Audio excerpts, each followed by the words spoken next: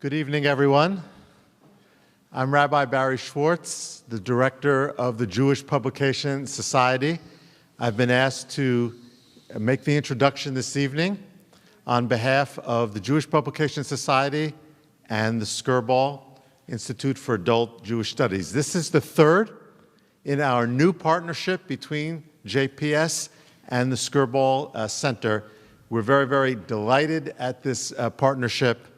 And I have to tell you, it's been a wonderful 2 weeks for us because the Jewish Publication Society is concluding now at the end of the year 2013, our 125th year.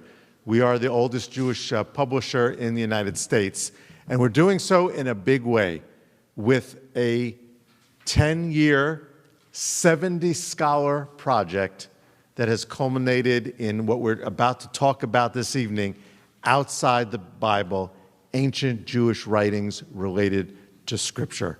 I don't exaggerate in telling you that this was more than a decade-long project with world-class scholars from all over the planet contributing to this first compilation of Second Temple writings from a Jewish perspective.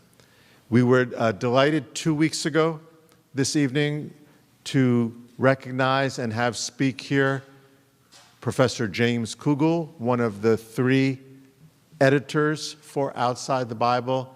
And this evening, we are very, very fortunate to have Professor Lawrence Schiffman speaking to us. After this program, you are welcome to take a look at the 3 volumes, 3,300 pages of Outside the Bible. I wanted to make you aware that there is also a study guide that is a course syllabus for enhancing Torah study with Outside the Bible. There's a discount that we're offering on this project, and it might make a wonderful gift not only to yourselves but to your libraries, synagogue institutions as well. Professor Lawrence Schiffman was a guiding light in this project. Without his enthusiasm and his support, this project would not have been possible. As Professor Kugel explained and Professor Schiffman will elaborate, we're speaking about the literature of the Jewish people over a 4 to 5 century period from the close of the biblical era to the beginning of the Mishnaic period.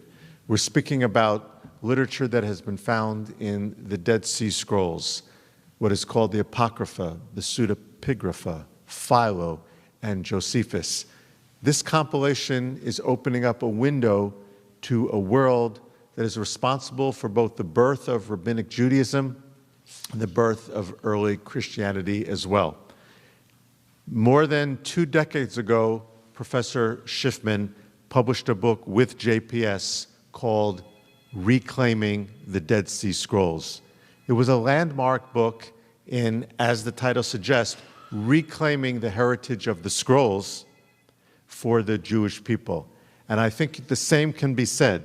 This is reclaiming the Second Temple literature as ancient Jewish writings written by Jews, for Jews, and of Jews. Rabbi Lawrence Schiffman is one of the world's foremost scholars of the Dead Sea Scrolls and taught at New York University for just short of 4 decades, is presently both professor and vice provost at Yeshiva University, also here in Manhattan. It's a great honor and privilege for me to welcome Professor Lawrence Schiffman.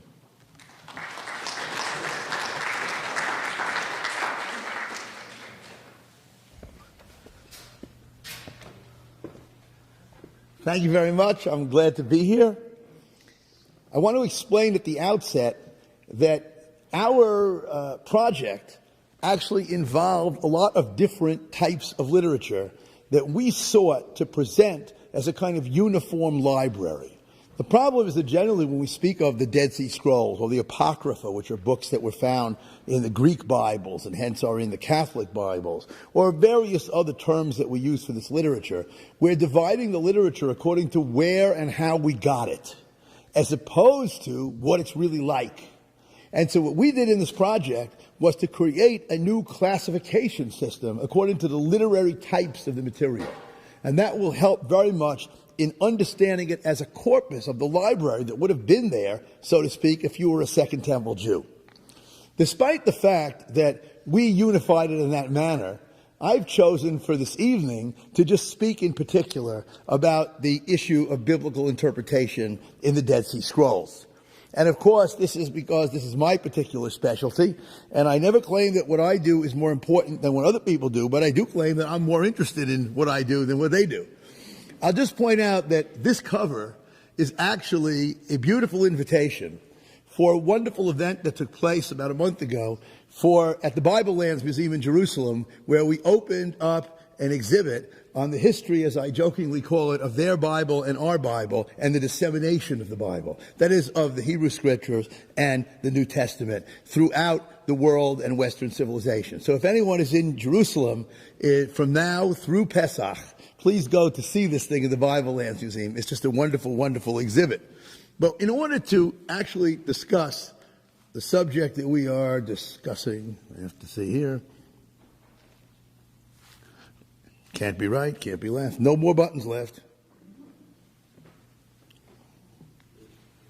Nobody works here. Well, someone's going to have to figure out what to do with this thing over here. Yours truly just figured out. It wasn't on. There we go. Okay. They owe me for the video man, or whatever he is, not the video man, the AV man who walked out. Okay. I don't know if you tell the story, Russ. I once was at a lecture. A man was brought all the way to Melbourne, Australia, from London to give a lecture. And the thing didn't work, the sound. And it was garbled. You couldn't hear a thing because there were two microphones going at once. So I tried to be a nice guy and go find the guy who's being paid to take care of it. I finally found some janitor. He told me he left. So he collected the money and no one heard the lecture after a guy had flown all the way to Melbourne and he went home the next day.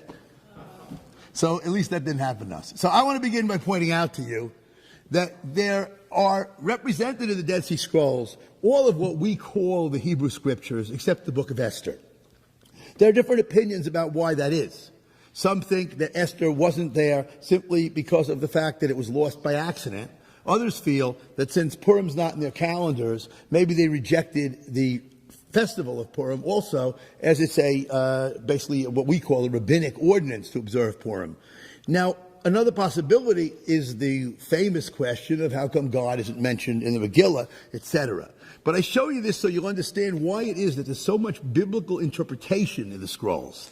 Now, we have to understand that the Bible text in the Dead Sea Scrolls is not exactly the same as the ones we're used to. Because whereas any Chumash you're going to open up, any 5 books of Moses, or any prophets or writings, no matter what kind of synagogue you go to, it's all the same for us, except there are a few spelling differences. But it's all the same. There isn't any difference. That wasn't the case in Second Temple times. Now, having said that, you shouldn't think that the Bible would have in it things like thou shalt steal or thou shalt commit adultery. Of course not. The Bible is the Bible. But even though the Bible is the Bible, there are a lot of various minor differences, some of which have to do with language or just substitute expressions or even what we call textual corruptions, but some of which represent interpretations.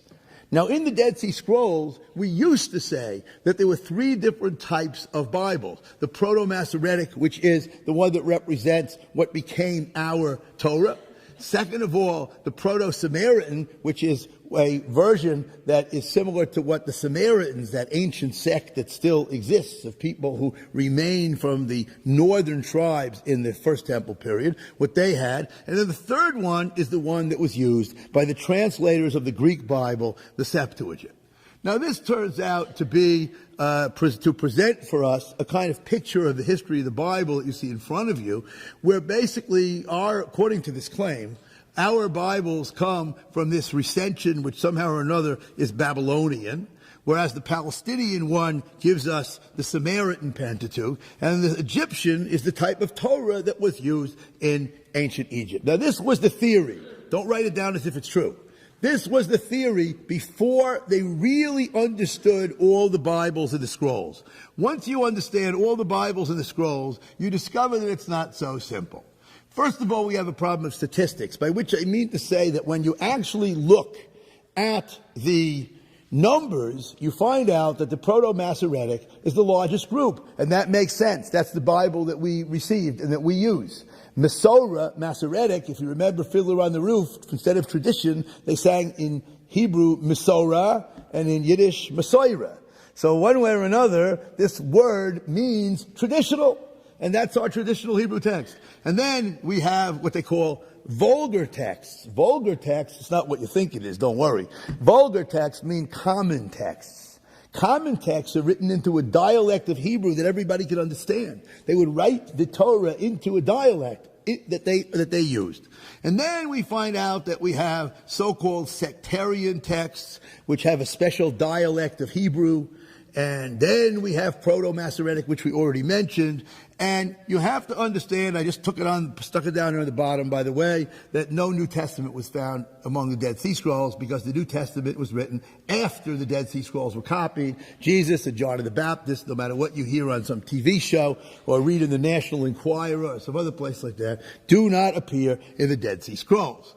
Now, it turns out that the statistics, if you actually look at them, are that the Proto-Masoretic Torah is 48%, Proto-Samaritan 11%. You can see these numbers. And when you look at these numbers, the biggest thing is what we call non-aligned. And it works that way for the prophets and writings. It means to say the Masoretic is the main text, and the other texts are effectively derivative from it. And that's the point which gets us to our question of interpretation.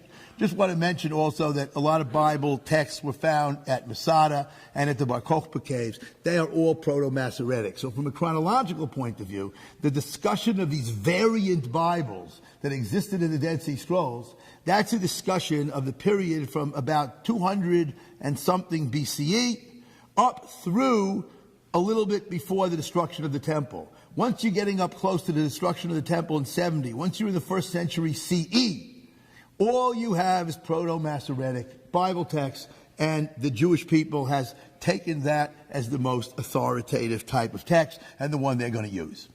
Now, we have texts, for example, this Leviticus scroll, which are virtually letter for letter exactly the same as ours in the Proto-Masoretic. But we also have some texts that have in them interpretations. And these texts that have in them interpretations have these little variations, and the little variations often explain the text. This, for example, is a Numbers manuscript. Now, you know that there are everybody should know that Deuteronomy repeats many of the things that's in the Torah before. Because Moses is giving a speech and he's telling his whole history. And imagine if you had to listen to that speech in one day. Talk about sermons in it too long, right? It sounds like he spoke all day for who knows for how many days, right? So anyhow, though, in Deuteronomy, he repeats a lot of stories. So imagine you have a Numbers manuscript and you don't know all the details, but guess what? They're in Deuteronomy. So what do? You copy it in between the verses. That is one of the earliest forms of biblical interpretation that is shown in the Dead Sea Scrolls, which is to add material from another book. Now, if you look at the so-called Samaritan Pentateuch, remember again, the Samaritans are those leftovers of the North Israelite exiles who stayed in the land. They exist, by the way, until today. There are some of them in Israel. The Samaritan Pentateuch does this all over the place. So if they're telling the story of the Exodus in the book of Exodus, they bring in details from Deuteronomy. If in Deuteronomy they have that quick summary that we read at the Haggadah, right? That they cried out unto our fathers and you heard their voice and you took them out of Egypt, etc., etc. You fill in the details there from the book of Exodus, which, in case you forgot, is what we do with the Haggadah. Because if you look at the Seder and the Haggadah, you'll see what we do is we quote a verse from Deuteronomy. You say, how do we know it's true? We quote the verse from Exodus. Next part of the verse in Deuteronomy, how do we know it's true? We quote the verse from Exodus. That is exactly what's going on in some of these manuscripts. On the other hand, you can have the great Isaiah scroll. This is in the rotunda at the Shrine of the Book. Unfortunately, it's the only piece of plastic that's there because the real text was rotting. They had to take it away. Everything else in the Shrine of the Book is a real Dead Sea Scroll. Now, this Isaiah scroll is written into a whole different dialect of Hebrew. And so they've just rewritten the whole thing. It's, for example, if somebody would take, as we do every day actually, Shakespeare, and write it in modern English so the kids can read it in school. And that's what seems to have happened with Isaiah. We call that a vulgar text. Now, when you start to proceed a little bit further, you start to get, as an example of this book of Psalms, completely Masoretic texts. And they look exactly like what we expect. The text is the same as the one we have. And as we can see, we're proceeding towards having only our Bible here, just as an example from the book of Daniel, which is basically our Daniel. Now, before you can really talk about interpretation, so we've just talked about text. And what we've learned is that text and interpretation in the ancient Jewish manuscripts are not separate. Sometimes interpretation is literally inside what you call a biblical text. Now, by the way, that's true in our Bible too, because there are texts like Chronicles that rewrite Kings and rewrite Samuel and Kings and fill in information that's not there. They interpret. It's not a bad thing. It's not a fake. It makes the text understandable to us. But in any case, what you need to know is that when it comes to the Bible, we have to talk about text, then we have to talk about canon, what's in the collection. Because in the case of canon, since one of the most important things about biblical interpretation is that we interpret the Bible in light of its own self, so to speak. It's part, for us as Jews, of an overall set of concepts. So if I say to you, "Hear, O Israel, the Lord our God, the Lord is one," and we're going to say, well, what do you mean by the Lord is one? Well, I'm going to immediately tell you, let's go look at what the prophets say. The prophets tell us we can't worship other gods. The prophets say they're phony, that they're not real. The prophets say that our God has real power. And so we go through, we use the Bible to understand the Bible. It's, by the way, not so clear to you today because these things we take as second nature. Because they're only second nature to us because we're living after certain interpretations became basic to Judaism. But the third ingredient, so to speak, or the second ingredient, besides Bible and text, besides text, the other ingredient that's important, I started early this morning, right, is canon, what's in the collection. Now here we have a scholarly debate. I have some colleagues who are convinced that there's an open canon at Qumran and anything could be in the Bible. Now, I personally believe that there's a limited number of texts, that they divide up, as we're used to, the Torah, the prophets, and the writings, and that there may have been a few extra books there, but that there is a closed collection. Why is this so important? Because if I have to determine what's a Bible text and what's an interpretation, I often have to know, is this part of the standard thing that we call the Bible? Because interpretations presume that there is a fixed text that they are going to interpret. And in the case of these Bible translations, or Bible commentaries, I have to understand that it doesn't think it's the Bible. So that's a very important question. Sometimes, by the way, to tell the truth, it's not what they think, it's what we think. So I don't know whether the author of Chronicles thought that he was writing Bible or interpreting earlier biblical texts. We consider Chronicles to be the Bible. I'm sure no one here has read Chronicles. Right? I don't know, it's a different question. I'm not going to ask people to raise their hand, right? But I'm sure no one has read Chronicles, but maybe it's one person. But the bottom line is, these books that we have in our Bible, they are presumed by us to be in some way sanctified and holy. And we need to know in antiquity what they thought. From my opinion, there was such a thing, and there's evidence that certain works. But here I listed two works, Jubilees and the Aramaic Levi document, that may actually have been in the canon of the Dead Sea Scrolls sectarians, because they quote them as if they're part of the biblical text. And one of the most important items here is this three-part thing. The MMT text, as we call it, 4Q MMT, which is that document which is so important for the history of the Dead Sea Scrolls, for the sect and who they are and how they separated and why.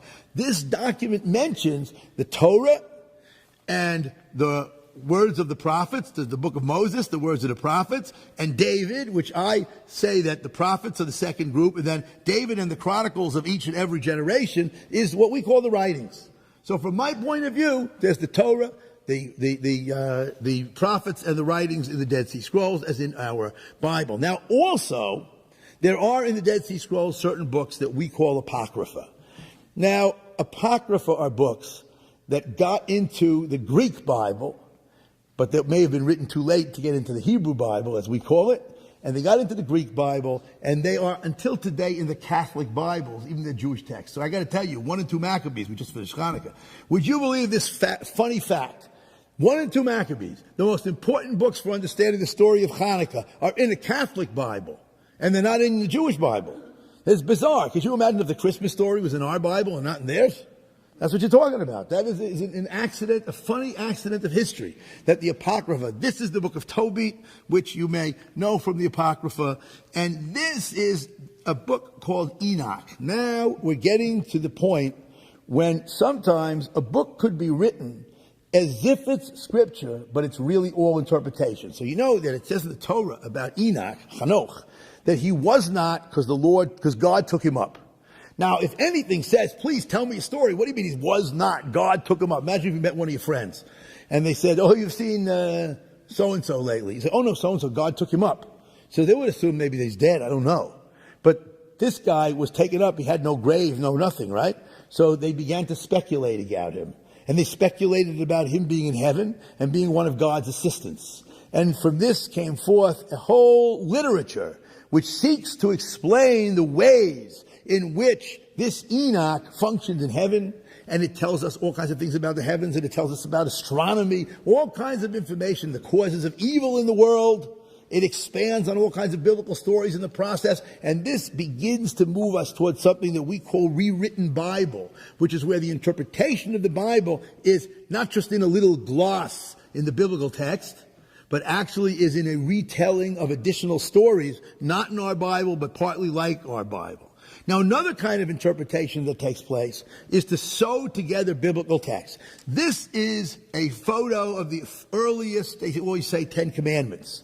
When we had the Dead Sea Scrolls exhibit, which was held in Times Square, I don't know if I should tell this joke, but people said to me that when I was in the movie, did you ever think you'd be in a movie playing in Times Square? So anyhow, when we had that exhibit at the Discovery Center, so what we saw there was that during Christmas, New Year's period, they brought this piece. And you couldn't get into the building. It was absolutely impossible. There were people waiting an hour and a half just to see this because the earliest 10 Commandments. But I got to tell you a little secret. It's not a 10 Commandments like the way you expect. You figure, let's get me the book of Exodus, get me the book of Deuteronomy, I'll look up the 10 Commandments. It appears twice in the Torah. Great. Guess what? What's the biggest problem with the 10 Commandments? In the 10 Commandments, the first time it tells you have to observe the Sabbath because God created the world in 7 days. This is the whole idea. We say, again, we don't do labor. We recognize that God is the creator. And then in Deuteronomy, it tells you have to keep the Sabbath for social reason, namely social meaning social justice reason, that you have to remember you were slaves in Egypt and you have to give the opportunity to everyone else to rest. Yourself, your family, your animals, your employees, your slaves, whatever it is, you have to give them all to rest. You know what these guys did? They smushed them together and made one text. Remember the Sabbath because in 7 days God created, and you were slaves in Egypt. Now, the point I want to make about this is that's not the only thing they did here. Because they took Deuteronomy 8, which requires you to say grace after meals, and you should eat and be satisfied and bless the Lord your God, and they put it on a little piece with the Shema in some kind of excerpt. Now, I can't tell you why. Somebody wanted these particular passages in his, could be her even, pocket. But this is interpretation. Because someone has said these are important passages, and the decision that the two versions of the 10 Commandments are one is something we say every Friday night in L'chadodi. We say, Zachor v'shamor b'dibur echad. That the two versions of the 10 Commandments, the one that says remember and the one that says be careful, these are the two versions that we're talking about, were said at once by God. Now how that happened, the Midrash tries to explain some miracle. But what that's telling us is that the 10 Commandments are speaking about the same Sabbath, and both meanings are really to be understood together.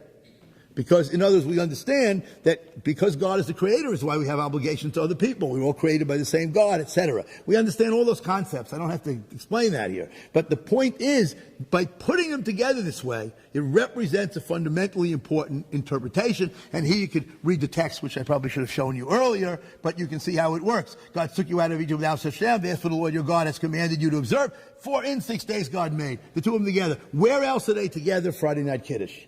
Look carefully at the Friday night Kiddush, you'll see it's exactly that. God created it, and he took you out of Egypt. He created the world in remembrance of Egypt. Now this is a scroll of the Psalms. And this scroll of the Psalms has all kinds of really interesting things in it. And one of the things that it has is a discussion of the nature of David's divine inspiration when he composed Psalms. And actually, they discussed a whole lot of different texts that could have been written by David here, but the key point is all these he spoke through prophecy. Because the concept of the Bible is that the Bible has some kind of divine inspiration, the Torah being big divine inspiration, the prophets being a little less, and the writings being, again, even less, the descending order of inspiration. And there were those people in the Qumran sectarian group who were convinced that some modicum of prophecy remained even with them and their leadership. And that's something about certain Second Temple texts that differs from the way the rabbis understood this matter, because as far as they was concerned, prophecy had ended. Now, interpretation in the scrolls comes in a whole variety of texts, therefore. First of all, translations. We have Aramaic translations, what we call Targum. We have pieces of the Septuagint, because apparently some Greek-speaking Jews hung out at Qumran where they found the scrolls, or must have been there at some point and left some fragments. Then we have simple sense commentary, which is like what you would expect if you open a Bible commentary in a synagogue. And then we have the retellings.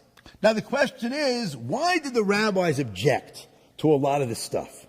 So they objected to the retelling of the Bible because in the retellings, human things are basically put over as if they're divine. Because what it means is this: if I take the story of Moses and I decide to add my own details, I've taken something that the Jewish tradition understands to be given by God and I put in my own words, my own ideas. So this was considered to be inappropriate by the rabbis of the Talmud, but these Second Temple Jews were doing it all the time. And furthermore, there's another type of interpretation called harmonization. It can be a textual harmonization. So one place says that you shall do good in the eyes of the Lord. And another place says something about good and upright. So you add the two together and you get a verse. Thou shalt do good and be upright in the eyes of the Lord. And now you've expanded a text and made a new interpretation. Then we have harmonization of Jewish law, we call halachic. That happens in the scrolls when you see this in some examples. Somebody wanted to make a holiday. You know, we have a new year on what we could call 7-1. That is to say the first of Tishrei, which is our Rosh Hashanah, the 7th month of the year, but Nisan is the first. There's a scroll called the Temple Scroll, which rewrites much of the Torah, and they decided they want to have a new year on Nisan 1. Nisan 1 is what you could call 1-1, because the Torah tells us that Nisan is the first in the counting of the months. So how do you get the information for sacrifices to be done on 1-1 if you have a 7-1 New Year? I hope everyone understands these numbers, 1-1 and 7-1, right? Not January 1st, right? 1-1 means Nisan 1 in the spring, and in the fall, Tishrei 1, which is our Rosh Hashanah. Anyhow, what you do is you take the sacrifices the Torah requires on Rosh Hashanah, and you schlep them to 2 weeks before Pesach, and you put them down in Nisan on the first day, as we called it before, 1-1. And now you harmonize the 2 days. You harmonize the beginning of the first half of the year, for which we had no Torah rules, with the beginning of the second half of the year. And that's a form of biblical interpretation.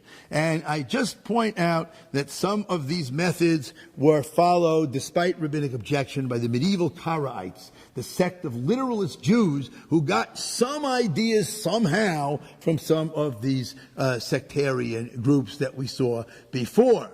Now, this is a piece of what we call simple sense interpretation. Because if you look at this text, he wants to answer a very simple form, very simple question. Because Ham was involved in this business of covering or uncovering of Noah when he was drunk after the flood. Nobody really knows what this story means. There are all kinds of interpretations. But Noah curses his son, Ham. Well, he actually doesn't. He curses Canaan, who's the son of Ham, right after he wakes up and finds out what happened. And look what happens over there, right? So it says in that text that he didn't curse him because God had blessed the sons of Noah. Once God blessed you, there's nothing you can do about it. So instead of cursing the guy who made trouble for him, he instead curses his son. Now, you could say you don't like that interpretation. Frankly, that's not what we're talking about. I may not like it either. But it's an attempt to give a simple interpretation for why the Torah says what it says. And this other thing having to do with the question of why was Jacob reproving Reuven, and it doesn't exactly say what he does. It's all he says to him that he's quick to do things, and this kind of stuff, and he gets excited quickly, and the things are not clear what he's talking about. So actually, the answer is, as he says over here, the interpretation is that Jacob reproved him, Reuben, because he had sexual relations with Bilhah, Jacob's concubine. Now that's an interpretation that is found in a lot of rabbinic sources also. However, the point I'm making is that we have such interpretations in the scrolls, biblical interpretation. Now, this is a very interesting book. It's called the Genesis Apocryphon. If we had the whole book, it was a retelling in Aramaic of much of the book of Genesis. Unfortunately, a lot of it rotted, or for some reason it was not preserved. But we want to take a look at one interesting story. Everybody wants to know, how could Abraham lie about his wife? Just imagine this: if you're introduced to someone and this woman is the guy's wife, and he says, "Oh, this is my sister," right? And just imagine this, so bizarre, right? And he did this, and in the end, it had exactly the effect, I guess, the worst possible effect you could expect, that somebody decides to be interested in her, and you can't even blame him. Does he know that that she's a married woman? He hid it and said it was his sister. So why would he do such a nutty thing? Answer: God came to him in a dream and told him to do it. And you can quickly look at this. And the point is that God told him, listen, you have to protect yourself, because there are people who are going to want, now this is the irony, seek to kill me and spare you. In the end, that's what almost happened because of his actions. But nonetheless, the text wants to say that God actually gave this inspiration. So here you have the typical example of the rewriting of a story in the Torah to answer the questions that the Torah leaves you. This is the kind of work, by the way, which Professor Kugel does so much of. That he works a lot with these questions of, as they call them often, interstices in the text. But that's what the Genesis Apocryphon is doing here. Now, another type of interpretation is halachic Jewish law midrash, which we have, and it relates very carefully to rabbinic literature. And you have to understand that this form of interpretation is based often on a concept that they have in the scrolls of a revealed and a hidden law. The revealed law is the text. Everybody can read and say what it means. The hidden is the sectarian tradition, which is passed on only to those who are the initiates in this sectarian group, which, as you know, many scholars identified with the Essenes. I've had some question about that. I've tried to show that they originate with the sect of the Sadducees, but it doesn't really matter for what we're talking about tonight. We're talking about how they interpret the Bible. And of course, as I noted, the idea of two Torahs are revealed and a hidden is similar in certain ways to the rabbinic oral law and the written law and the oral law, which of course is a major part of Judaism. The sectarians also believe in continuous revelation. Pesher is a very particular type of interpretation in which the Bible, specifically, by the way, the 12 minor prophets, Isaiah and Psalms, from what we have, are interpreted as contemporizing. So you read them as if they're not speaking about the time of the ancient prophets. They're speaking about us today. And that interpretation in the Dead Sea Scrolls has given us a lot of historical information, because they tell through the mouths of the prophets sometimes their own story. And so you can see in this example from the rule of the community, this is the interpretation of the Torah which God commanded through Moses to observe according to everything that's revealed from time to time. The sectarians get these revelations over time. And according to the words of the prophets and what they have told us, by his Holy Spirit, the Holy Spirit is the spirit of prophecy. So what happens is that they believe basically that there's an ongoing process of revelation which isn't going to stop. Now this is actually my favorite scroll, the Temple Scroll. I have published already 2 books on this scroll. They always cost about over $200 for one volume, unlike the 3 volumes we're talking about here. For one volume, it's a phenomenal scroll. It's a rewrite of the entire Torah from the end of Exodus, the entire Torah, most of the Torah from the end of Exodus through the middle of Deuteronomy, all the legal material. But it's all organized about sacrifice and temple and worship, but there's a lot of other interesting stuff. And here's the idea.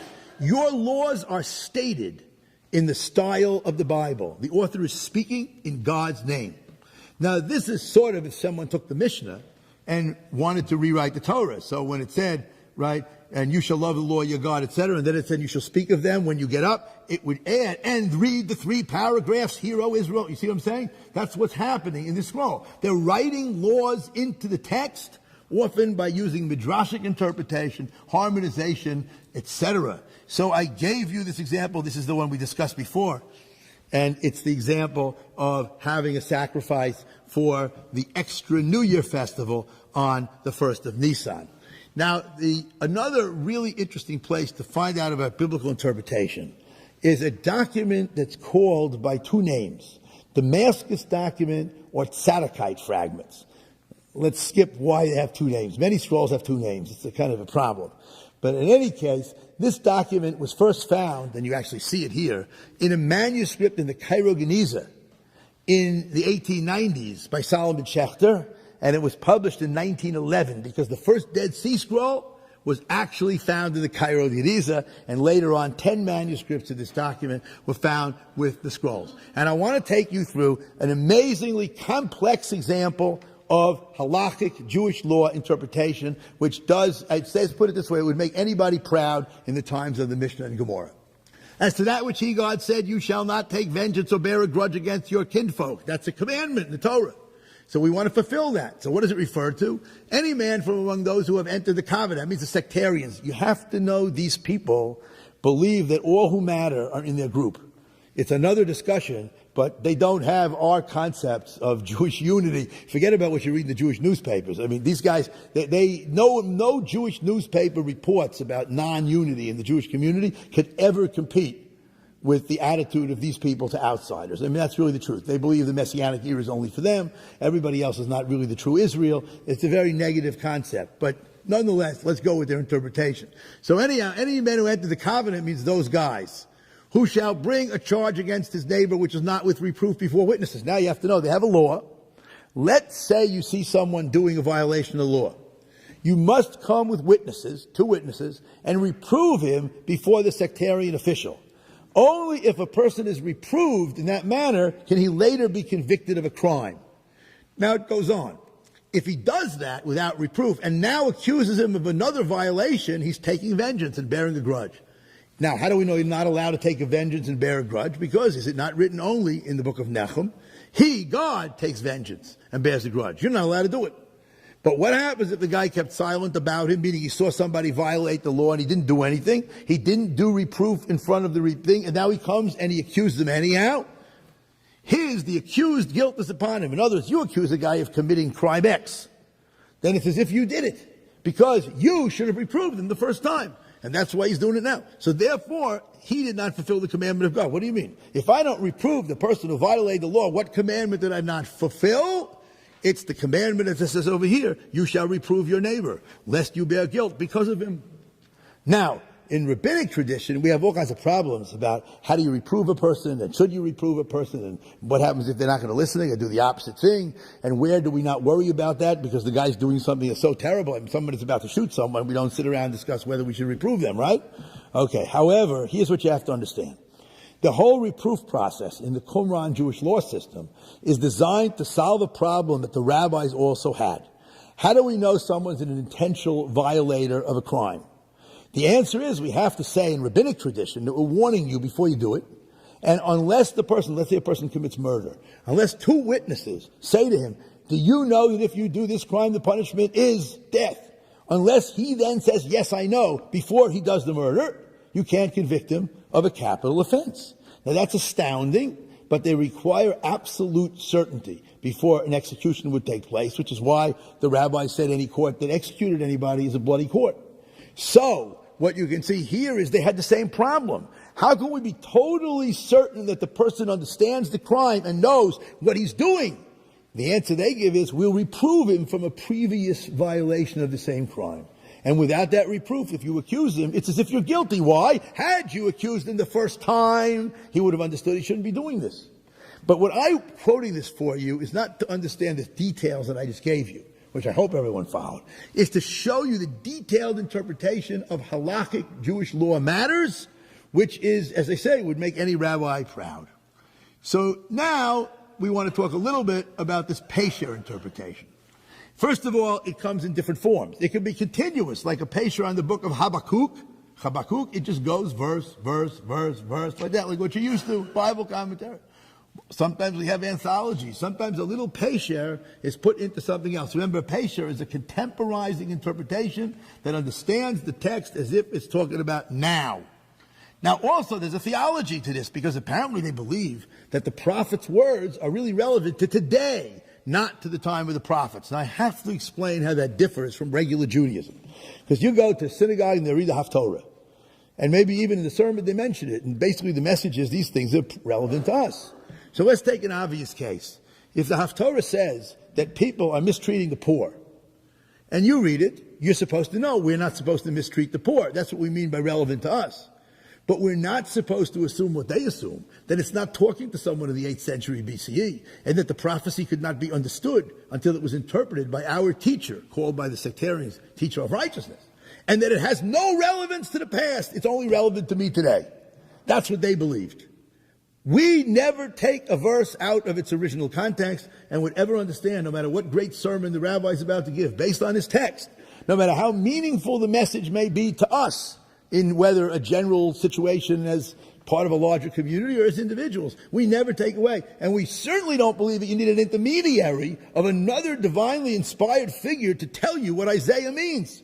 And that's what they believed. That's the two-step prophecy with the